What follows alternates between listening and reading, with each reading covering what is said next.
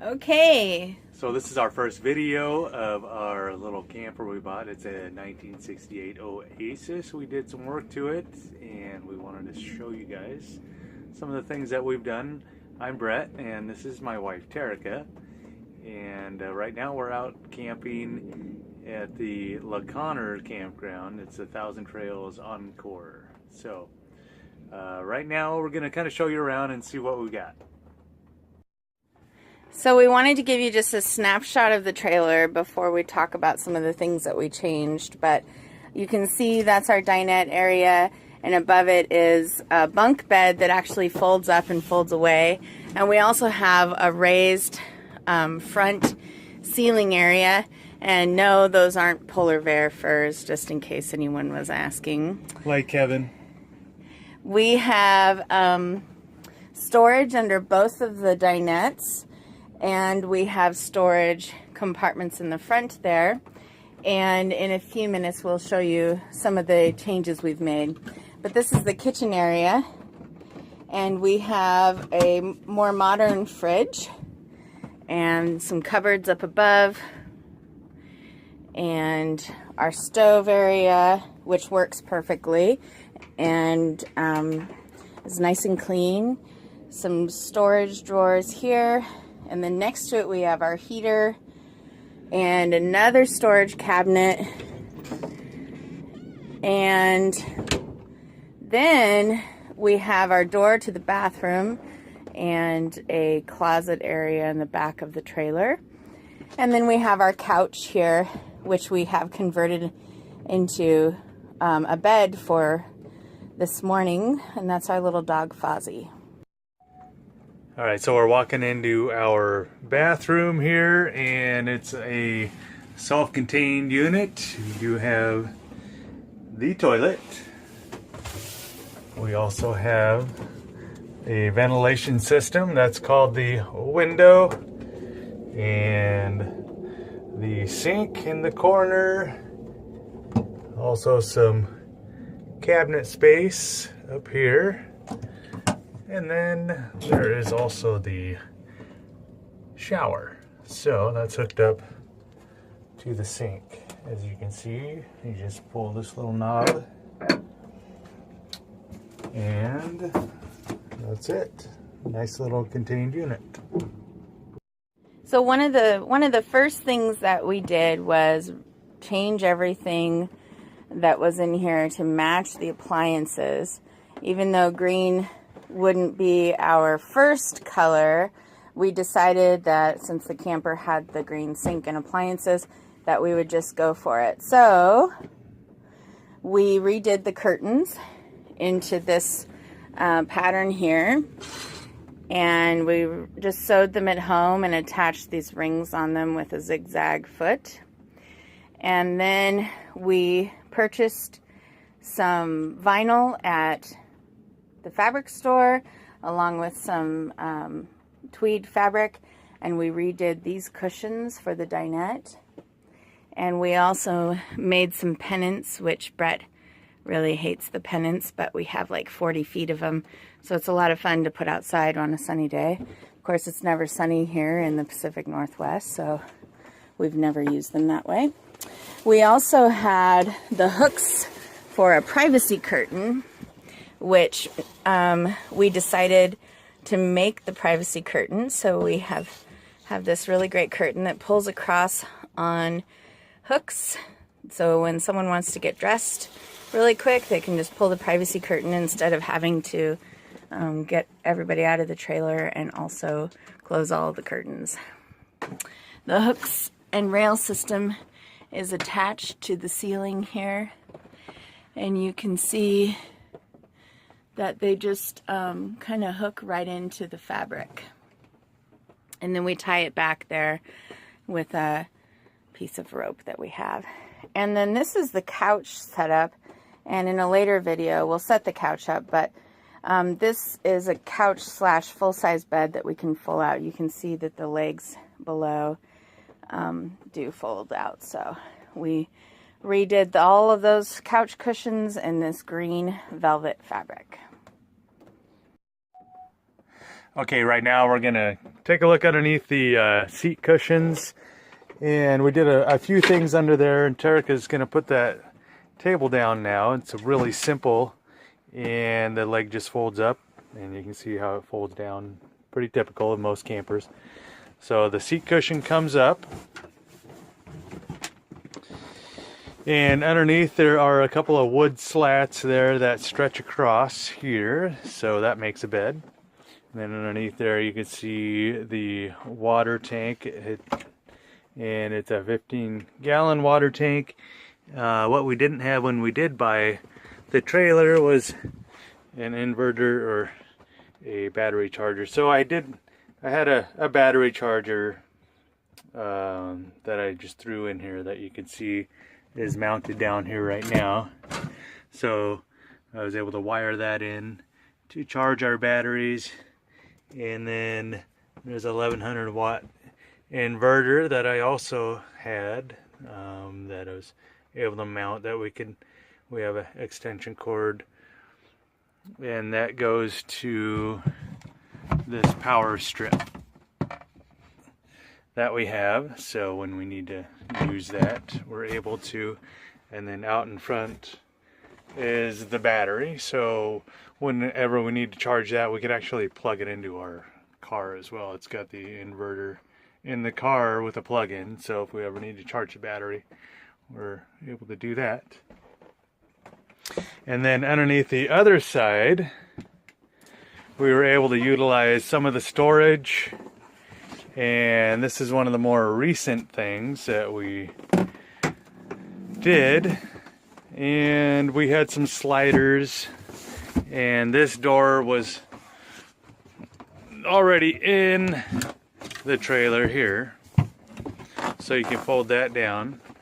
But underneath, as you can see, you got plenty of storage, but it wasn't always easy to get to, so we ended up making this drawer here, and that slides out very easily without having to get up and pull the seat off. So back to the storage underneath the seats, and what we ended up doing was we had some of these drawer gliders.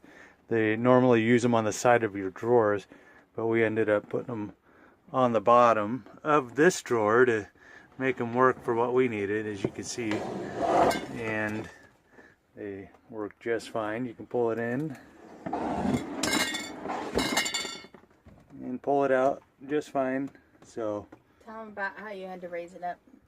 And we did have to raise it up about 1.5 inches.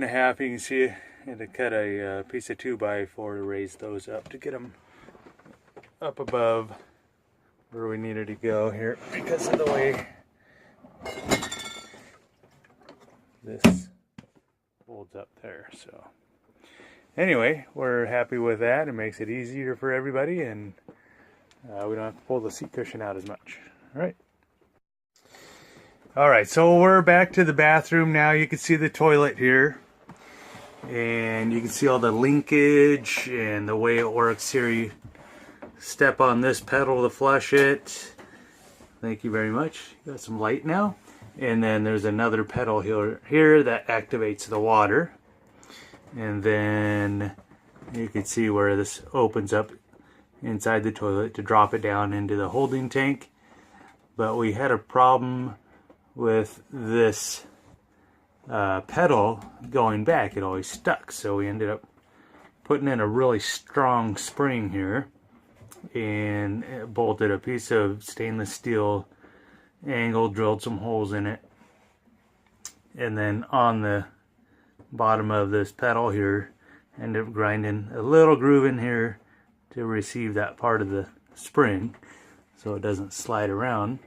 But so far it works great, and it's a really strong spring. It's actually off of a trampoline. So anyway, that's one of the things that we ended up doing on this after we figured out that we couldn't make the flusher work right. Alright, so back to the bathroom once again, and one of the things that Terica came up with, and it's kind of a cool idea. She saw it on one of the YouTube videos or something, but it is definitely a wet environment, and when you are taking a shower, I get a lot of water that sprays around. You can see where the toilet paper holder is, and water would definitely come right onto your toilet paper. So this is kind of a cool idea. It's a gallon water jug cut in half with a dowel put through it, so it shields all the water running off. So good way to keep your toilet paper dry. So anyway, that's one of the other things I wanted to show you. So here we have a cutting board that fits nicely into the sink here. It's all kind of contoured in, and this is actually a cutting board that my wife Terica had already. You can see it's concave on that side and then flat on this side. So I just took my bevel square and figured out what angle we needed and cut it with my circular saw and took some measurements and cut it down to fit. Kind of a nice addition there. The one that was in there before was kind of sketchy. It was kind of up above the level of the top of the rest of the cabinet here. So And it didn't match. And it didn't match. So anyway. But tell them how you got the rounded corners, because remember you used a cup or something.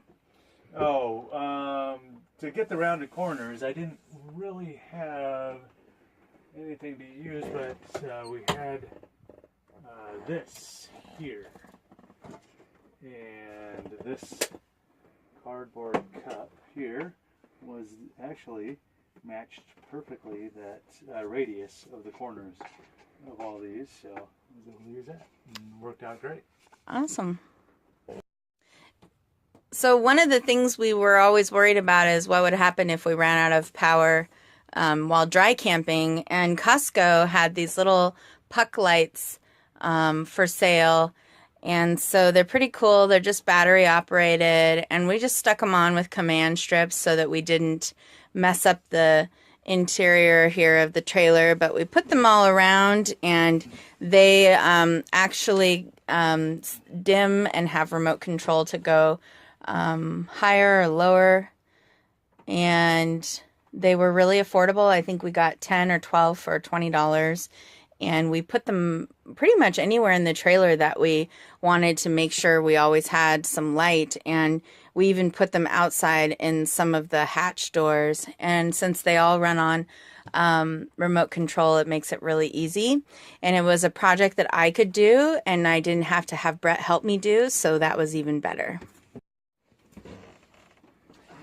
All right, so we're going to show you how the couch/bed converts into a bed we can sleep in. And we got to get a little Fozzie out of the way. There we go. All right, so get rid of some of this stuff. Get rid of the bear skin / wool skin. Alright, so you just grab on the bottom here, that slides out.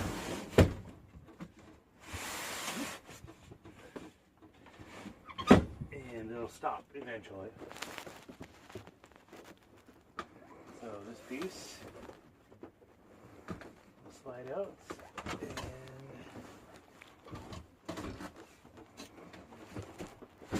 there'll be some. Just like that. Throw a sheet over that. What we like to do is throw this over the top of it. It helps with warmth and kind of levels everything out a little bit too. So it makes it kind of nice and soft. So. And now show them how it turns into a couch. And then turn it into a couch. It's very simple. And Terica made all of these little cushions here to work out to where you just flip them up. That's the wrong side though. The zipper goes the other way. Slides in.